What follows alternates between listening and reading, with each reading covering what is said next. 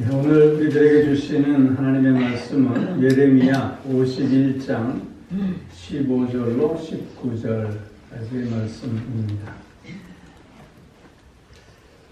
여호와께서 그의 능력으로 땅을 지으셨고 그의 지혜로 세계를 세우셨고 그의 명철로 하늘들을 펴셨으며 그가 목소리를 내신즉 하늘에 많은 물이 생기나니 그는 땅 끝에서 구름이 오르게 하시며 비를 위하여 번개를 치게 하시며 그의 곳간에서 바람을 내시거늘 사람마다 어리석고 무식하도다.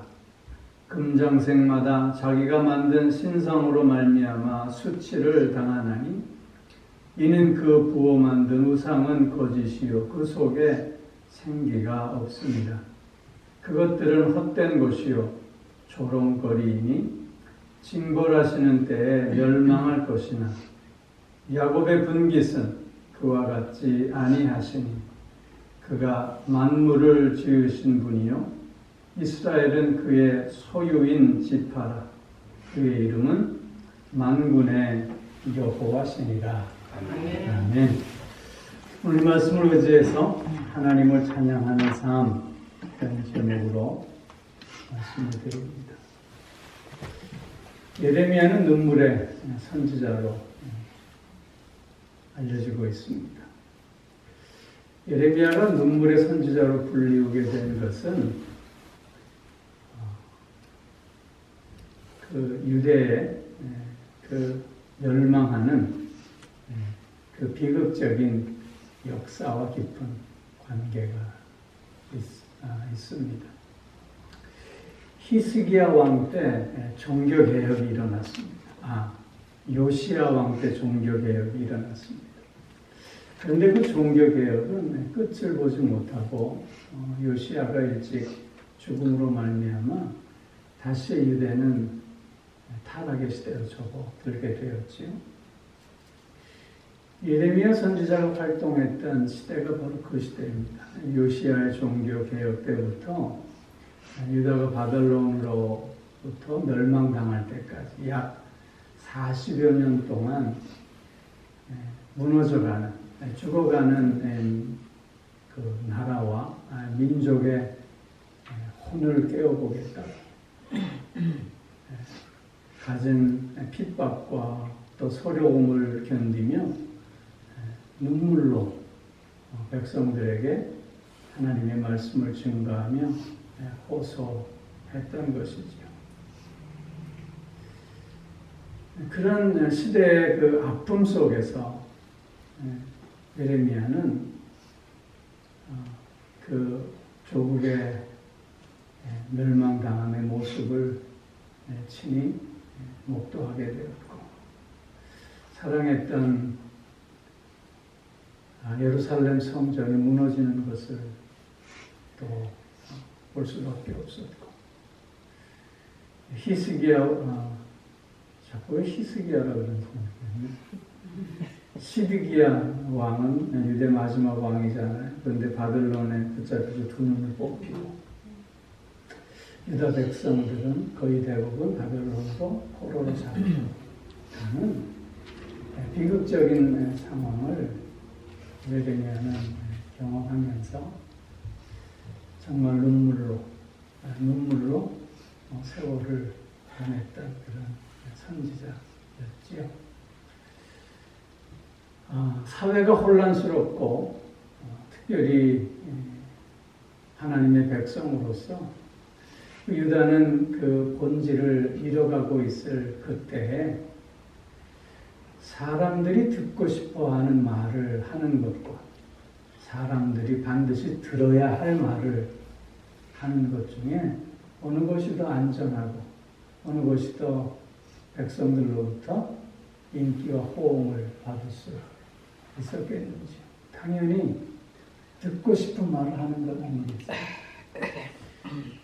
유다의 그 멸망하는 마지막 시대에 많은 거짓 선지자들이 나와서 백성들의 마음을 훔쳤습니다.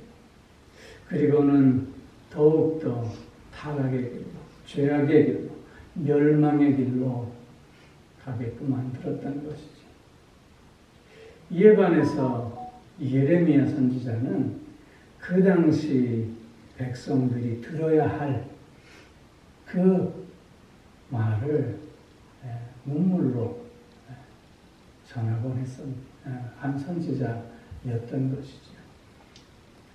그렇기에 예레미야는 거짓 선지자들로부터 공격을 받고 뺨을 맞기도 하고, 당시의 위정자들로부터 감옥에 갇히기도 하고 진흙구덩이에 갇히기도 한 그런 고난을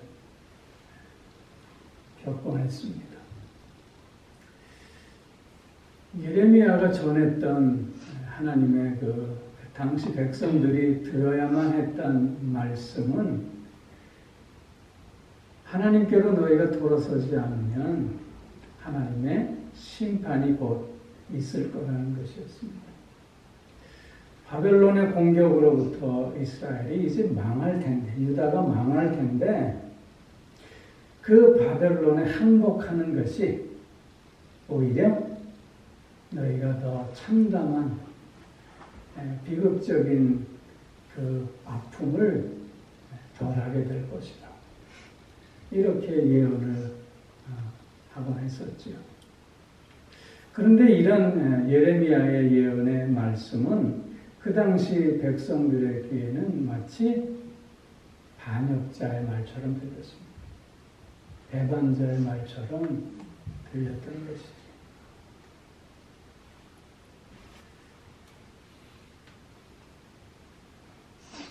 예레미야의 예언은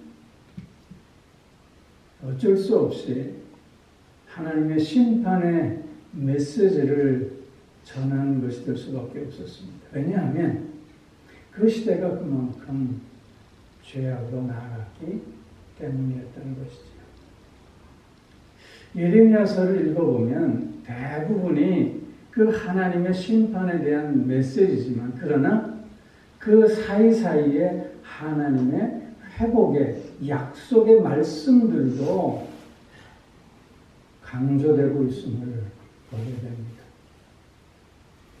그런가 하면 하나님을 찬양하는 말씀들도 나타나고 있어요.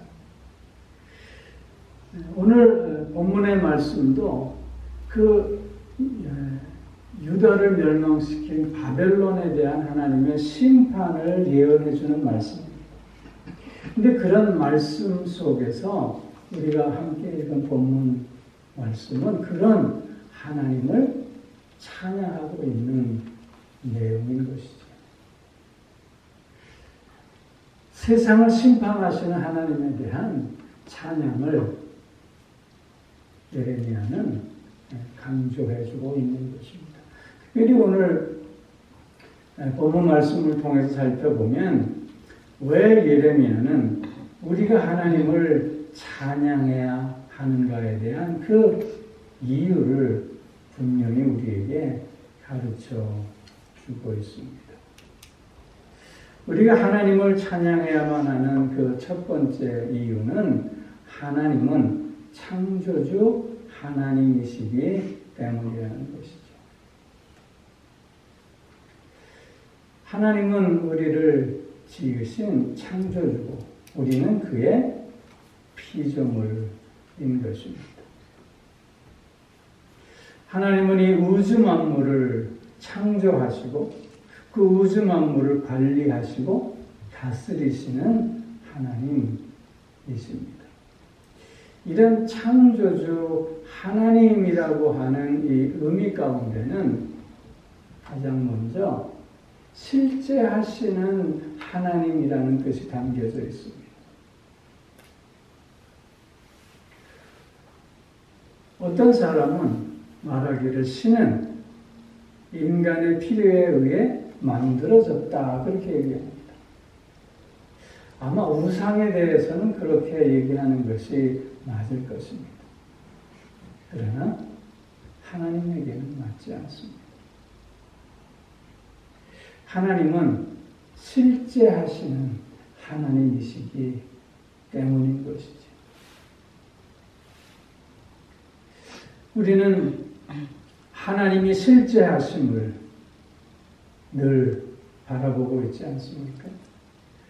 그 실제하시는 하나님이신 창조주 하나님이 바로 우리의 생명의 근원이 되심을 우리는 고백하고 있지 않습니까? 우리로 하여금 오늘도 그 생명의 풍성함을 맛보게 하시는 분이 오늘도 실제하시는 창조주 하나님이심을 우리는 고백할 수밖에 없는 것이지. 창조주 하나님이라는 말은 인간의 생각 속에서 그리고 인간의 감정 속에서 만들어진 허상이 아니라 실제로 존재하시는 하나님이시라고 하는 뜻입니다. 그리고 창조주 하나님이라고 하는 그 뜻에 담긴 의미는 오늘도 그래서 살아계셔서 역사하시는 하나님이시라고 하는 뜻입니다. 이 우주 만물을 오늘도 관리하시고 다스리시고 통치하시는 역사의 주인이 되시는 하나님임을 말씀하고 있는 것이죠. 오늘도 살아계셔서 당신의 그 역사 속에서 우리의 삶을 이끌어 가시는 하나님임을 우리는 고백합니다. 그 의미가 바로 창조주 하나님이라고 하는 우리의 고백 속에 담겨져 있는 것입니다.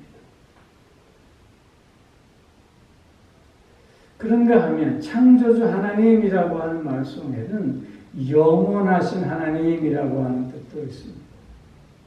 영원하신 하나님이라고 하는 것은 시작도 없고 끝도 없는, 즉 알파와 오메가 되신, 처음과 나중에 되시는 하나님이라고 하는 뜻도 포함되어 있지만 또 다른 의미는 영원하시다 할 때는 변함이 없으신 하나님을 의미하는 것입니다. 변함이 없으신 하나님. 즉 그의 뜻에 변함이 없으십니다. 그의 계획과 섭리에 변함이 없으십니다. 뿐만 아니라 그의 약속을 또한 변개치 아니하시는 하나님. 약속하시면 반드시 지키시는 하나님을 의미하고 또한 그 사랑이 변하지 않음을 의미하는 것입니다.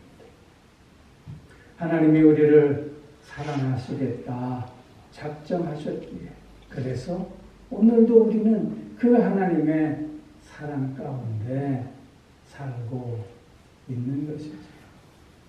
이것이 바로 영원하신 하나님, 그래서 변함없으신 하나님,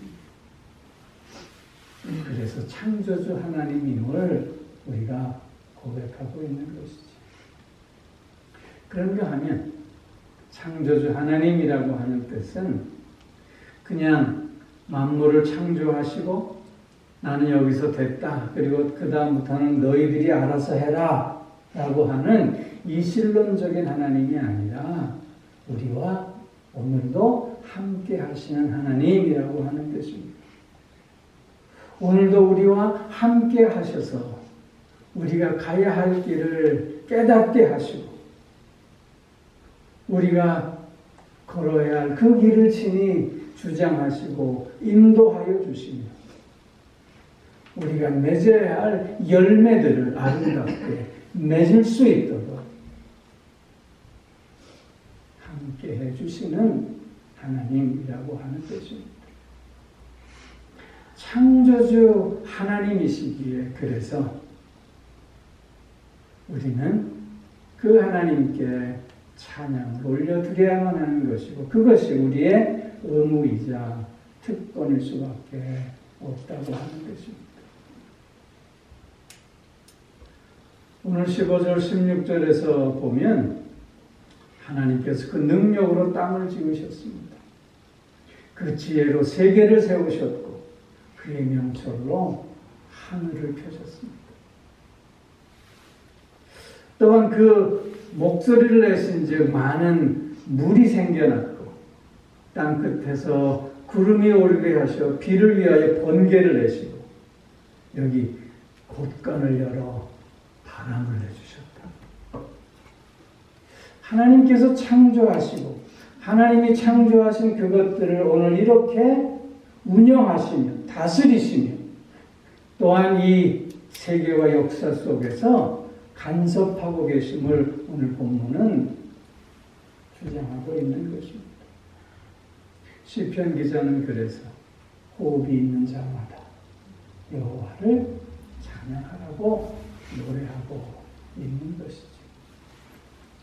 우리가 하나님을 찬양할 수밖에 없는 것은 하나님은 우리의 창조주이시고 우리는 또한 그분의 피조물이기 때문입니다. 두 번째 우리가 하나님을 창조할 수밖에 하나님을 찬양할 수밖에 없는 까닭은 바로 우리의 삶이 허망한 삶이 되지 않게 하기 위함입니다. 오늘 17절 18절 말씀에서 보면 그 사람들의 그 어리석음, 그 우상의 허망함을 강조하고 있습니다. 우리가 만약 하나님을 찬양하지 않는다면 우리의 입술은 무엇을 찬양하게 될까요? 그것은 자기 자신일 것입니다. 그러나 여러분 전도자의 고백을 아시지요? 헛되고 헛되니 헛되고 헛되도다. 이 세상에서 그 누구보다도 뛰어난 지혜를 자랑했던 솔로몬의 고백이기에 우리에게 더욱더 의미 있게 다가오게 되는 것 아닙니까? 여러분, 인간이 아무리 자기를 자랑하고 자기를 스스로 칭송한다 할지라도 그 어리석음은 시간이 얼마 지나지 않고 드러나게 돼 있음을 우리는 경험적으로 알고 있습니다.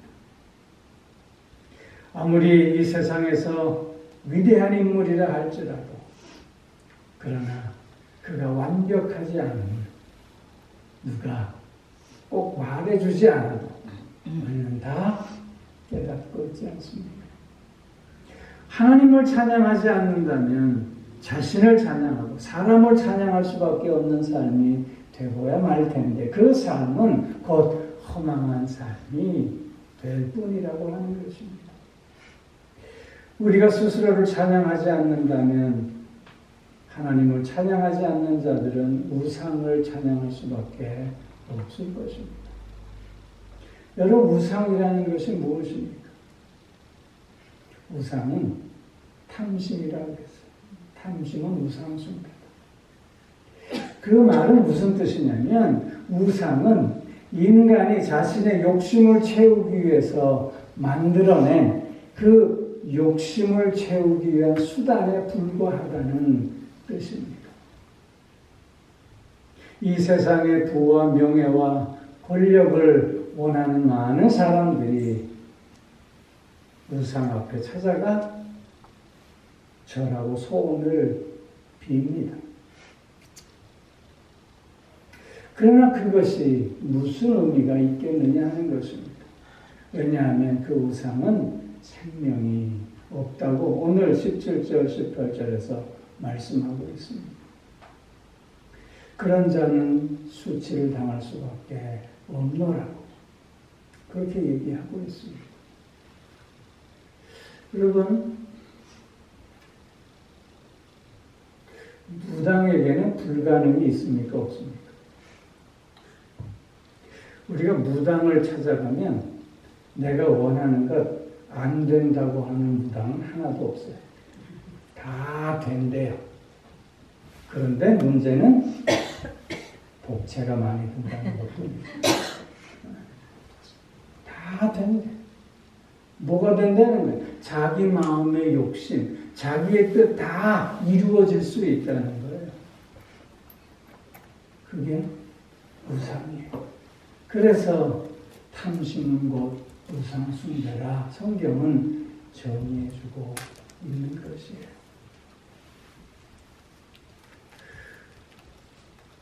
허망한 삶을 살지 않기 위해서는 그래서 우리는 하나님을 찬양하는 삶을 살아야 한다는 것입니다. 하나님을 찬양하는 삶을 산다는 것은 그 하나님과 나와의 관계 속에서 그 하나님의 은혜와 사랑을 고백하고 그 하나님의 뜻 안에서 순종하는 삶을 살겠다는 의미 아닙니까? 내 생각, 내 욕심, 내 계획대로 사는 삶이 아니라 나를 향하신 그 하나님의 뜻 가운데 나의 모든 것을 내려놓고 순종하며 나아가는 삶을 산다는 것 아닙니까? 그렇기에 하나님 없는 삶이 허망한 삶이 될 수밖에 없듯이 하나님을 찬양하지 않는 삶은 곧 허망한 삶이 될 수밖에 없다는 것입니다. 왜 오늘 우리가 하나님을 찬양하는 삶을 살아야만 합니까? 그것은 우리의 삶이 허망할 수 없기 때문입니다. 우리의 삶이 귀하고 의미 있고 가치 있기 때문인 것이죠. 그래서 오늘 예레미야는 하나님을 찬양해야 하는 이유를 찬양하지 않을 때 허망한 삶이 될 수밖에 없습니다. 밝혀주고 있는 것입니다. 또 하나 우리가 하나님을 찬양해야만 하는 이유는 하나님이 우리의 분깃이 되시기 때문입니다. 여호와 하나님이 우리의 분깃이다. 야곱의 분깃이다. 나의 분깃이다. 그 말입니다. 분깃이라고 하는 말은 기업이라고 하는 뜻이고 기업이라고 하는 말은 상속자라고 하는 뜻입니다. 즉 우리는 하나님의 상속자가 되었기에 하나님을 찬양할 수밖에 없다는 것입니다. 상속자가 되었다라고 하는 것은 하나님께서 우리를 눈동자처럼 귀하게 여겨 주신다는 것입니다. 하나님께서 우리를 특별한 존재로 하나님의 자녀로 택하여 삼아주셔서 귀중하게 여겨 주신다고 하는 뜻입니다. 여호와 하나님을 나의 분깃으로 삼은 자는 그래서 세상을 향해 나아갈 수 없습니다. 여호와 하나님을 나의 기업으로 삼은 자들은 세상과 짝할 수 없는 것입니다.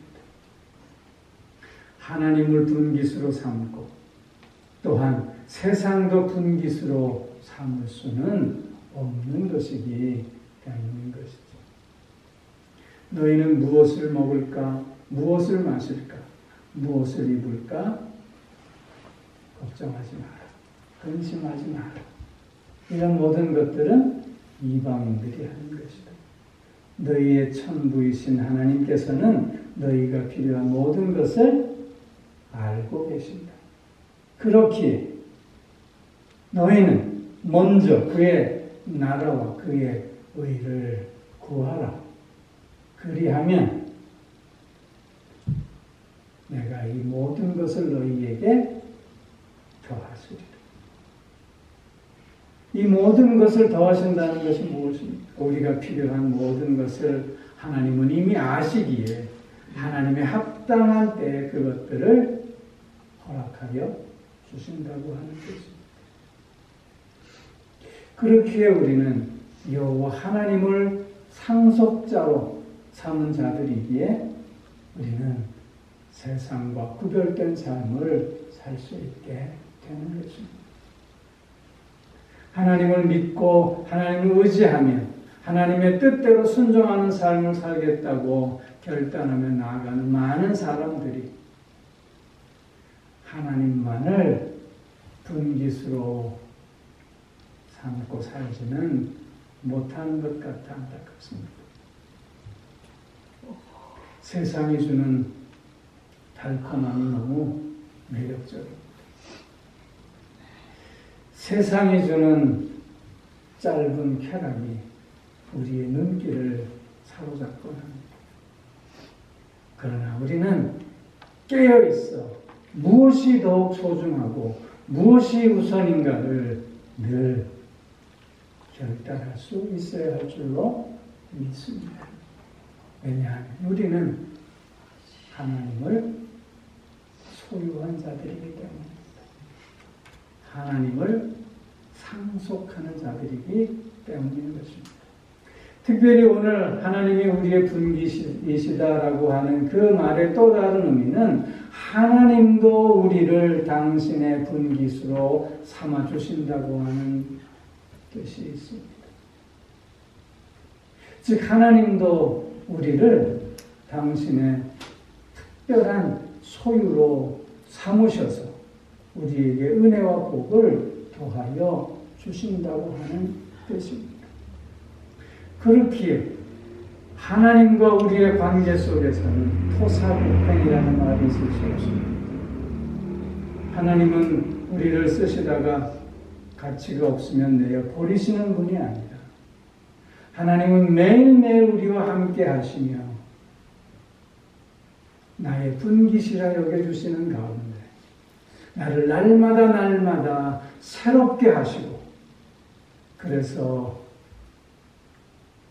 복받은 자로 그래서 복에 근원되는 자로 더 힘있고 더 강하고 담대하게 살게 하시는 것입니다. 여러분 선물이 좋습니까? 아니면 선물을 주는 사람이 좋습니까?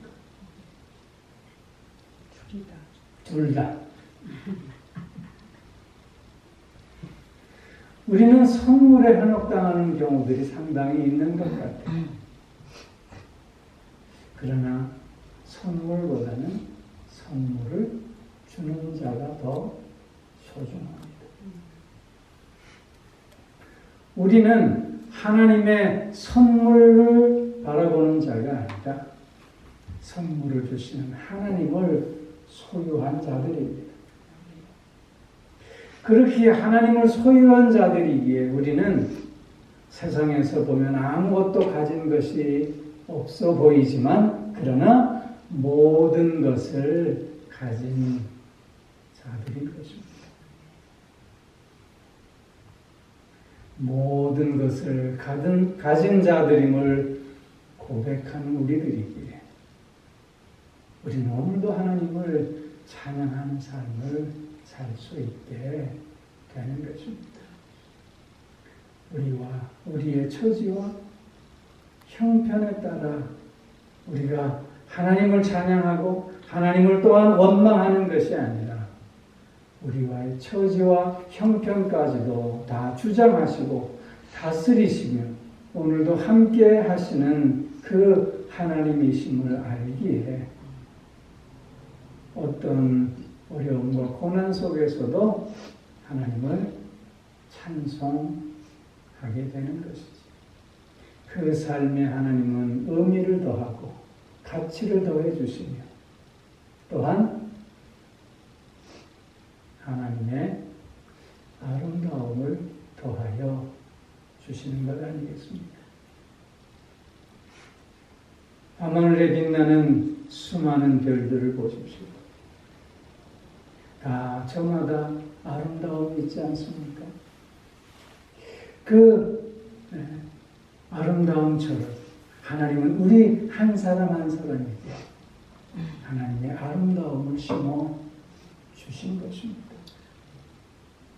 오늘도 하나님을 찬양함 속에서 그 아름다움이 더 꽃 피어나고 열매 맺어질 수 있게 주의 이름으로 축원합니다. 기쁨과 감격 속에서 오늘도 하나님을 찬송하며 창조주 하나님이심을 그리고 나의 분깃이 되시는 하나님이심을 선언하고 고백하면서 하나님과 하나됨을 이루는 참으로 아름다운 삶을 사는 우리 모두가 꼭 되어질 수 있기를 주의 이름으로 축원합니다.